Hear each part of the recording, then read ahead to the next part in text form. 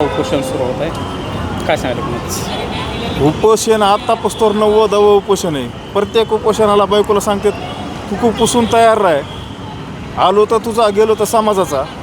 आपण तुम्हाला किती वेळेस बायकोचं कुकू पुसवायचं आहे आणि किती वेळेस समाजासाठी, म्हणजे तुम्हाला काय असे पुनर्जन्म आहे का 4 जन्म तुम्हाला मिळते का काय, मला ह्याच गोष्टीचं कळा नाही. मी तरी तुम्ही बसल्यावर मी तरी उपोषणाला बसणार आहे आणि मी रीतशीर उपोषणाला बसणार आहे, कारण मी तिथं तहसील ऑफिसला निवेदन दिलेलं आहे रीतशीर. मी तरी माझ्या बायकोचं कुकू पुसलं आहे. मी उन्हात जर बसलो, जोपर्यंत मराठ्याला EWS आरक्षण भेटत नाही तोपर्यंत मी उठणार नाही. बीडच्या बसस्थानकमधून ह्याच्यामुळे बोलतो आहे, मी तर एकटाच आहे नाही. तर मला काही समाजातले कंटक मला म्हणतात की तू शेतातून बाईट देतो, ऊसातून बाईट देतो, तुझ्यात दम नाही. अरे माझ्यात दम आहे ना, आणि 96 कोळी मराठा आहे मी, आणि एका बापाची अवलाद आहे, त्याच्यामुळे इथून बसस्थानकमधून एकटा बाईट देतो ना. माझ्या पाठीमाग आहे का कोणी? एक सुद्धा नाही. आणि तुमच्यात जर खरं तुम्ही जे माझ्यावर कमेंट करतात ना समाजातले काही कंटक, तुम्ही जर खरं एका बापाची अवलाद असतान तर तुम्ही तिथं मनोज जरांगेला जाऊन प्रश्न विचारा, तुमच्याकडं अचानक तुमच्या प्रॉपर्टीमध्ये वाढ कसं काय झाली? पांडुरंग तारकने 49 एकर जमीन कशी घेतली?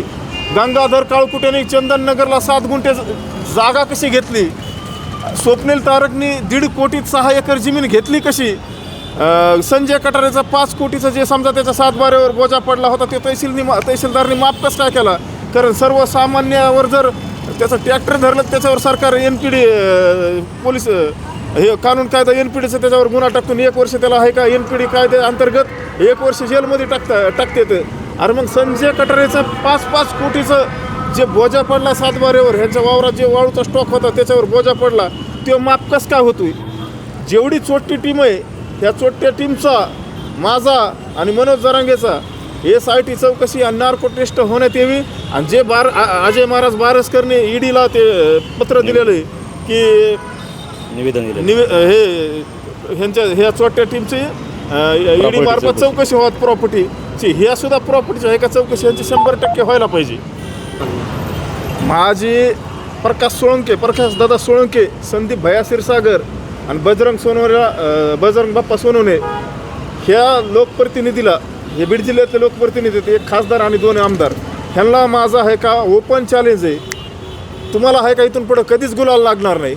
मी तर एकटा आहे आणि तुम्हाला काय माझ्या संग खेटायचं ते खेटा. मी ओपन फिरतो कुठं बी, आज बी बीडमध्ये, उद्या बी कुठं बी भेटेन तुम्हाला. तुमचे काय कार्यकर्ते असतील, तुमच्या काय शक्ती असतील, तुमचे काय पक्ष असतील, काय तुमच्या जे तुमच्या यंत्रणा आहेत ते हलवा आणि अमोल खुनेला जेलमध्ये टाकायचा प्रयत्न करा. मी तुम्हाला आहे का, तुम्ही एक तर लय मोठी चूक केली. एक सर्वसामान्य माणूस, अरे समाजासाठी आमचं योगदान नाही का?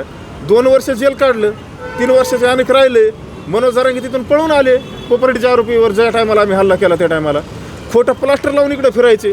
समाजासाठी कुणाचं योगदान आहे आणि कुणाचं नाही हे तरी ह्या लोकप्रतिनिधीला कळायला पाहिजे ना, ह्यांचा अभ्यास पाहिजे काही. आणि असे तुम्ही आज माझ्यावर निवेदन दिलं, उद्या मनोज जरांगेचं ऐकून तुम्ही कुणाला बी शिक्षा लावण्यासाठी असे निवेदन देताना तुम्हाला कायद्याचा काय दाख आहे का? तुम्ही आमदार खासदार झाले कसे, तुम्हाला कायद्याचा काय अभ्यास आहे का नाही? ह्या गोष्टीचं मला म्हणजे पडलेलं एक कोड आहे.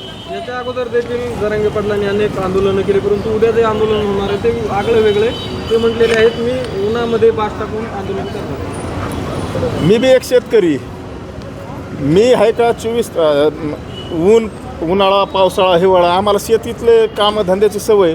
मनोज जरांगेला आहे का शेती 2 एकर आहे, खानदानी बाप दादाची प्रॉपर्टी, पण मनोज जरांगेने कधी काम नाही केलेलं. काम आम्ही केलेले आहेत. मी काय म्हणतो, त्यांच्यात जर खरं ते 96 कोळी मराठा असतील तर ते उन्हात आहे का बास टाकून आहे का आंदोलन करते ना. मी तरी आहे का 96 कोळी मराठा, मी आहे का बास टाकून जर बसलो तो जोपर्यंत मराठा समाजाला EWS आरक्षण भेटत नाही आणि या चोट्ट्या टीमची SIT चौकशी आणि नार्को टेस्ट होत नाही तोपर्यंत मी उठणार नाही. उठणार ना मी. ते बसले की मी बी बसणार ना उपोषणाला आणि तिथंच बसणार. या आंतरवालीमध्ये बसतील तर मी थोडा साईडला बसन आणि 100 मागणी माझी एवढीच राहणार. गंगाधर काळकुटे असन, आपला पांडुरंग तारक, स्वप्नील तारक, भद्री तारक, दादा घाडगे, तो आपले सुदाम मुकणे, किशोर मरकड आणि पुन्हा संजय कटारे, हे जेवढी टीम असेल ही एवढ्या टीमची SIT चौकशी आणि नार्को टेस्ट होण्यात यावी. आणि माझीसुद्धा होण्यात यावी. मी जर ह्यांची सुपारी घेतली असली तर ती शिक्षा भोगायला मी तयार आहे.